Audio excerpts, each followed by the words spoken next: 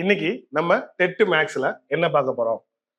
ஒரு புள்ளி விவரத்தினுடைய திட்ட விளக்கம் அப்படின்றது ஸ்டாண்டர்ட் டீவியேஷன். ஒரு புள்ளி விவரத்தினுடைய திட்ட விளக்கம் கொடுத்திருக்காங்க 5.1.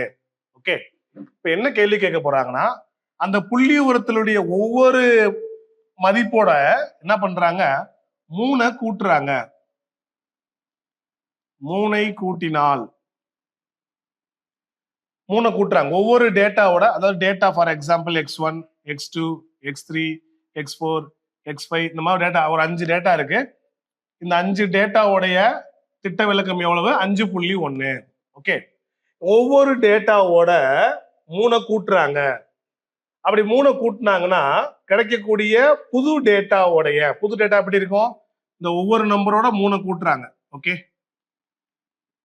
அது என்ன நம்பர் இருந்தாலும் சரி, எல்லா டேட்டாவோட சேம் நம்பரை ஆட் பண்றாங்க, ஒரே நம்பரை ஆட் பண்றாங்க.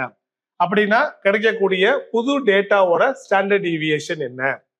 சப்போஸ் 3 கூட்டுறதுக்கு பதிலா எக்ஸாம்பிளுக்காக சொல்றேன், சேம் நம்பர்ல 3 கூட்டியிருக்காங்க. இப்ப நான் 3 கழிக்கிறாங்கன்னு வச்சுக்கோங்க. 3 கழித்தால் அப்ப என்ன கிடைக்கும்? x1 ஃபர்ஸ்ட் டேட்டால இருந்து x1 3 கழிக்கிறாங்க, x2ல இருந்து 3 கழிக்கிறாங்க, x3ல இருந்து 3 கழிக்கிறாங்க, x4ல இருந்து 3 கழிக்கிறாங்க, x5ல இருந்து 3 கழிக்கிறாங்க. ஓகேவா? அப்ப இது கொடுக்கப்பட்ட புள்ளி விவரம். இந்த புள்ளி விவரத்துல ஒவ்வொரு மதிப்புடனும் ஒரே எண்ணால் கூட்டினாலோ ஒரே எண்ணால் கழித்தாலோ திட்ட விளக்கம் மாறாது. ஓகே, அப்ப புதுசா கிடைத்த டேட்டாவுடைய திட்ட விளக்கம் என்னன்னா, பழைய திட்ட விளக்கம் என்னவோ அதேதான் ஆன்சர்.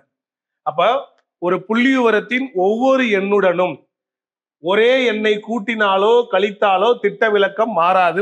ஓகே, 5.1 தான் இதுக்கான ஆன்சர். Okay, thank you.